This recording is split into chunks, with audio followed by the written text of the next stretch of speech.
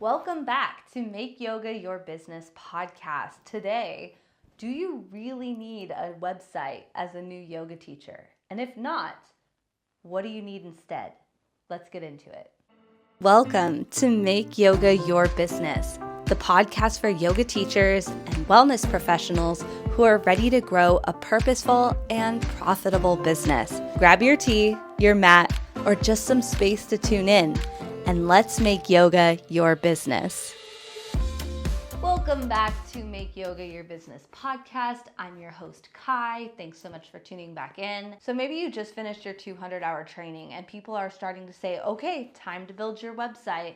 But is that true? Like, do you really need a website as a new yoga teacher in order to legitimately start selling your yoga services in the world? Or is there a way to bypass the website for now and still have a legit online presence? TLDR, you can absolutely start offering your services, building community, making real money without having a website in the beginning. In today's episode, we're going to break down what it is you do need now, what you can wait on, and how to start legitimately showing up online regardless of what you have, and how to start showing up online without an official website. So I really want to start in a place that I think is somewhere where a lot of yoga teachers get stuck. First of all, a yoga website, like a professional website for yourself as the brand, the yoga teacher, it is not the thing that legitimizes you. It's not the thing that is going to qualify you. You do not become more qualified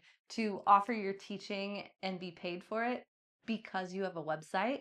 The website is the tool that allows you to maneuver the world of teaching yoga and yoga business in a more streamlined way. However, I think that a lot of new yoga teachers get stuck in the project of building a website. They're like, okay, I'm now a teacher. I'm starting a brand. Hi, you said I'm a yoga teacher, so now I'm starting a business. I have to have a website. That means I need branding. I need to have a logo. I need to have colors and fonts and make everything look beautiful. And I need to get a professional photo shoot that's going to cost me thousands of dollars. Wait.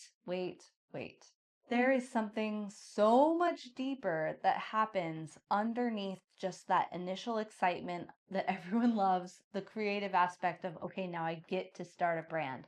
I get to paint the world that is my soul into a website, into a brand image. And that's a flawed concept right from the beginning. If you are trying to make your brand your like ideal art piece, that's just a flawed method, but we're going to go into that in a different episode at a different time. We're going to leave that on the table for now. The deeper layer under the creative piece of it all is you are going to be remaining incredibly busy if you go about trying to build out a website, especially if you're doing it all yourself.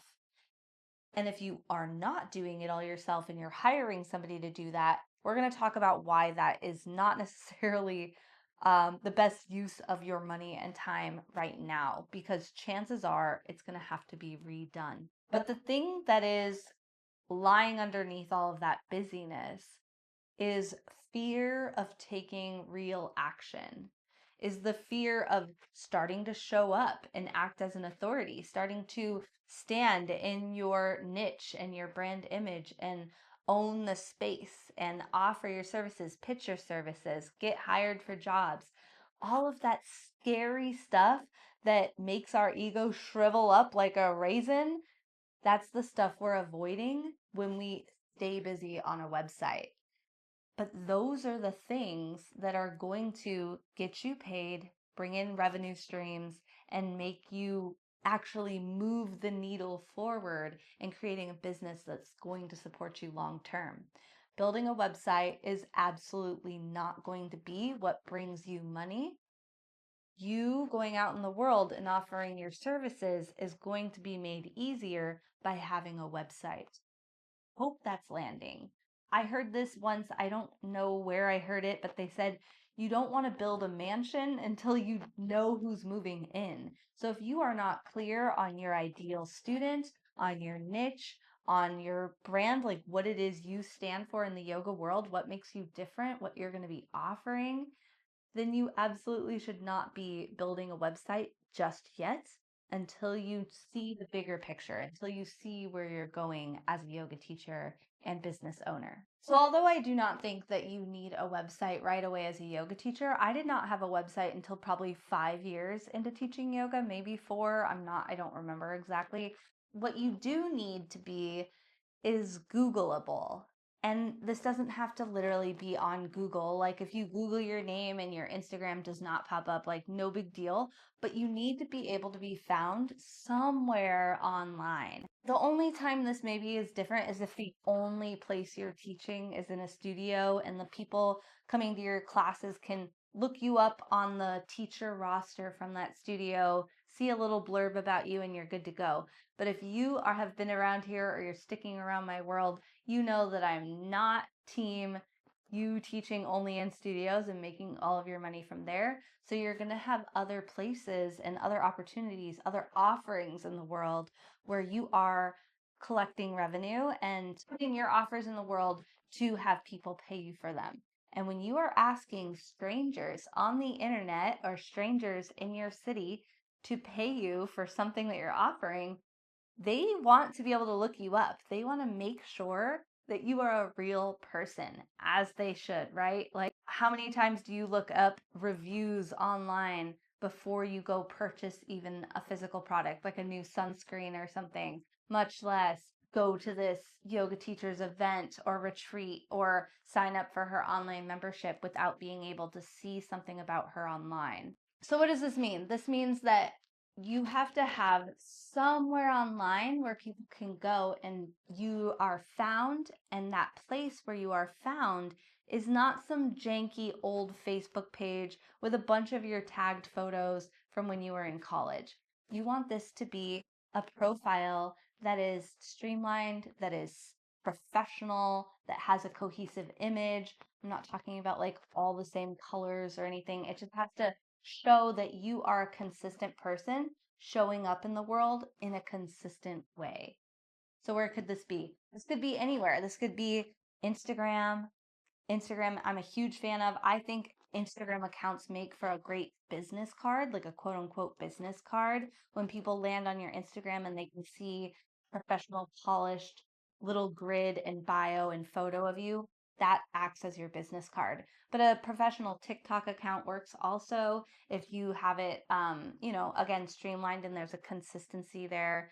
Especially if your audience is younger, that might be really helpful. YouTube is also an option, a Facebook page or a Facebook group, just somewhere where when they look you up, you show up and you appear as a trustworthy human.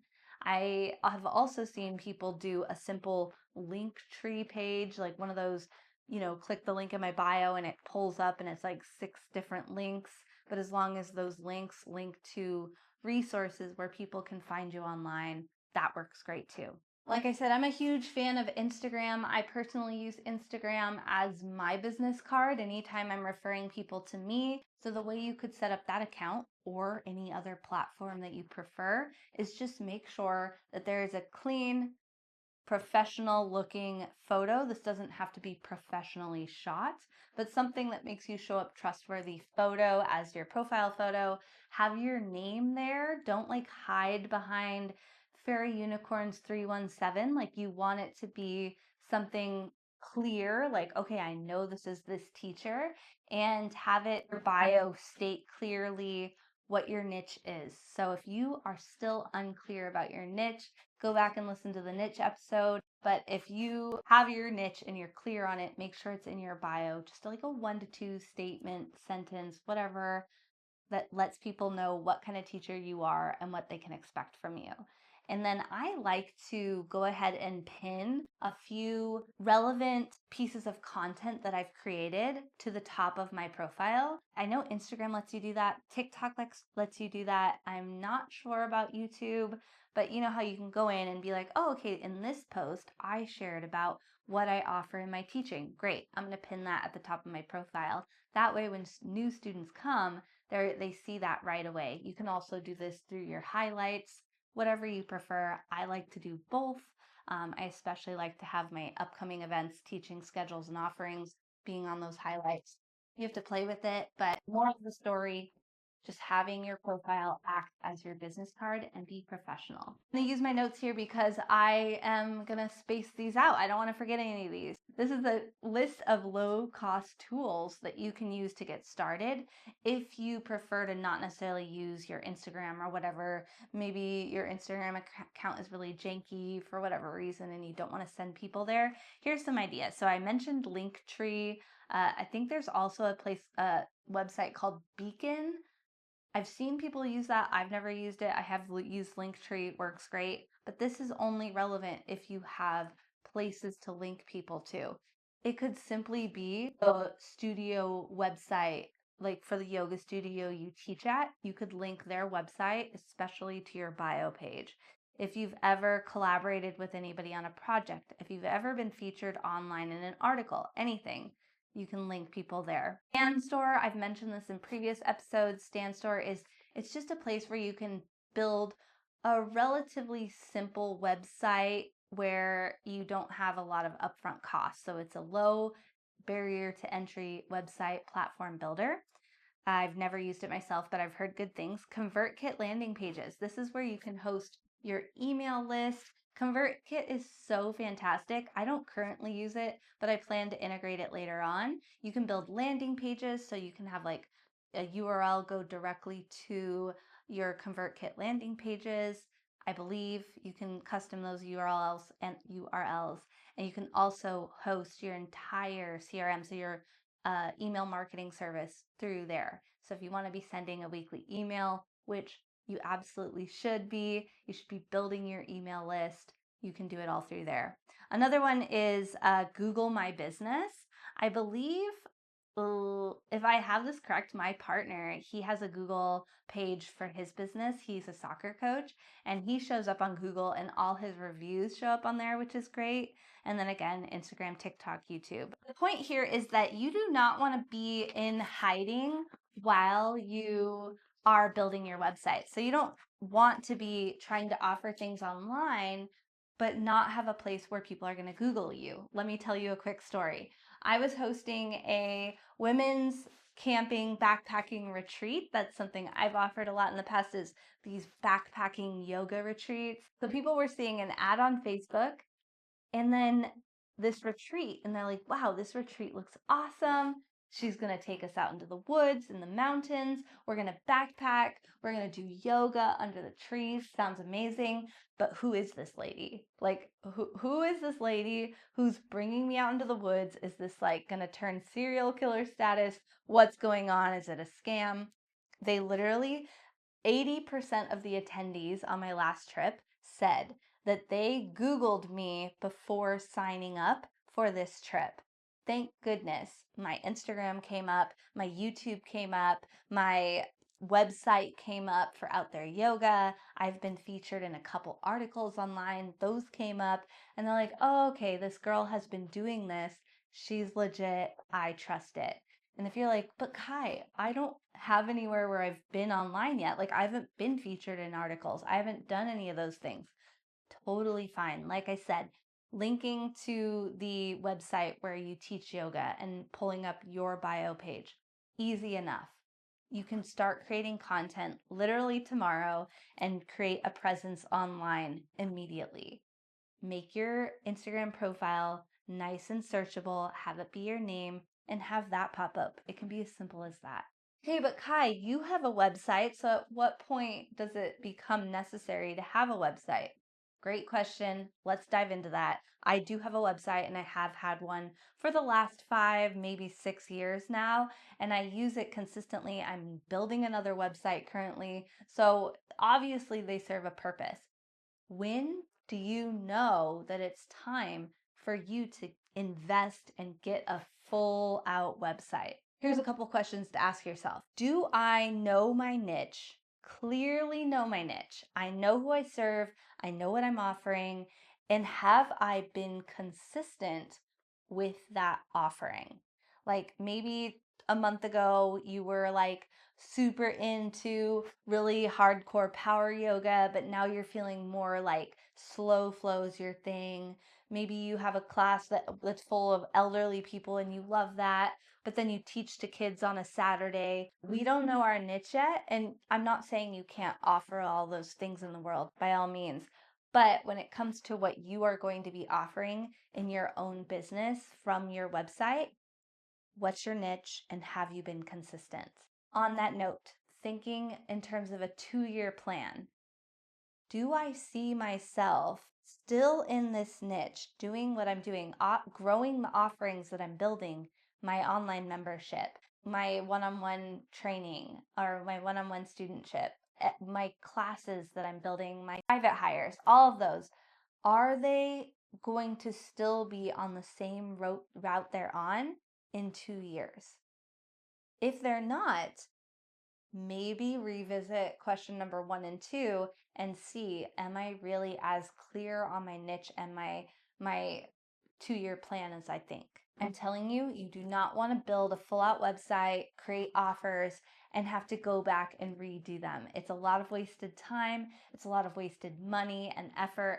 And I just really want you to stay focused on the activities that are going to actually move the needle for you and build a business. So even if you do know your niche and you're really clear on your offerings, you still might not need a website. Like, do you have events that you're offering that you want to be having people purchase directly from you on your website? There are sites like Eventbrite and even just using Venmo and things. There are ways to collect money from people without having a full website. But if you do get to the point where you're like, yeah, no, it's a lot of moving pieces. I'm doing a lot of events. I would like them to all be in one space. Great. If you have an online membership and you need somewhere to house that, great. If you have an online course or you're having a bunch of private clients book through a bunch of different times and dates and things, at that point, maybe it does make sense to have a website. Do you want to have a blog, or do you want to start growing your SEO, meaning your search engine optimization? Do you want to be able to start ranking at the top of Google, and therefore you're going to be putting out a blog or a podcast or content that you publish online regularly? That might mean that you are ready for a website. Just keep in mind that all the other options we went through before might still be the better option versus building out a full website when you're just getting started. You want to prove that you can be consistent with your offerings before fully investing. I think we're clear on that. So it's time to build your website. Yes, Kai, I'm ready. What's the next steps? How do I get started? Okay, disclaimer, there are so many other options out there in the world right now than there were when I first got started, even 5-6 years ago with my website. What I used right away in the beginning was Squarespace. I know Wix is very similar. Again, there's probably a bunch of competitors, maybe places that do it a lot better than them now at this point. Why I went with Squarespace is because, and I'm not paid by them or anything, I should probably get a link, but you know, we got other things to focus on. But for Squarespace, I built my whole website by myself. I needed it to be very user friendly, very intuitive, because your girl is not techie. I have not a single tech bone in my body, and I wanted it to look really professional right away. I was getting professional photos done of the events I was hosting. I had professional photos of myself at that point. Again, this is like 5 years into me teaching at this point. And I wanted to make sure that I just hit the ground running and my website looked clean, polished. I knew what I was doing. So I went with Squarespace.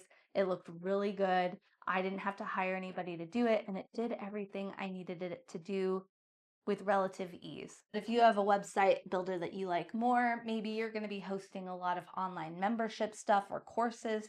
Kajabi is great for that. Kajabi is where I'm building my new website. It's a little less intuitive and a little more techy. So I have my virtual assistant helping me with that at this point. But when I have to go in and do simple tweaks, I can figure it out. It houses everything over there. So I can do my email marketing, my website, my store, my courses, everything is over there and it's all in one space, which I love. But whatever the platform is that you prefer, go on ChatGPT, have a chat, see which platform suits you the best at this point.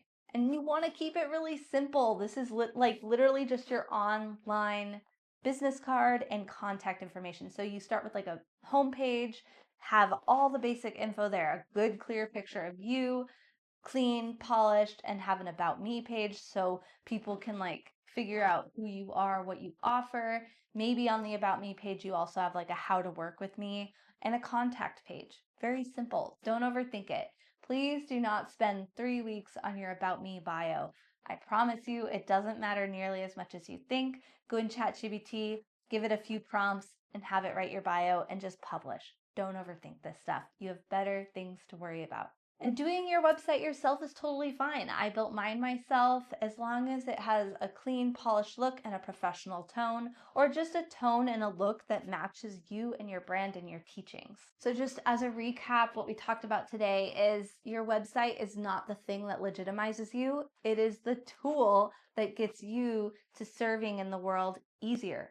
Sometimes not. When you're ready to have a website, it can do great things for you, but there are other tools that can do almost just as good in the meantime for way lower cost. And then the whole you saying, I'm going to feel ready when my website's ready, we've exposed that for what it really is. That is your fear trying to keep you busy so that you don't move into those areas that are actually going to move you forward. Keep this in mind. Your business growth is going to happen through you being consistent. Consistent with your niche, consistent with your connection to your students, consistent with you showing up and dedicating to the work that you're offering in the world. When people see you being consistent and showing up day after day with the same message, with the same vibe, with the same kind of teaching, that's what's going to make them know and trust you, not a polished, crazy $1,000 professional website. If all of this is something that you feel ready to tackle in your business, great. I applaud you. You can grab my free starter digital presence guide. You can go to withkye.com/guide. So withkye.com/guide. That guide's a printout. It's a checklist. It has resources, helpful tips, tools, all the things that'll help you get started showing up online with legitimacy and confidence. Thanks so much for joining us, and we'll see you next time.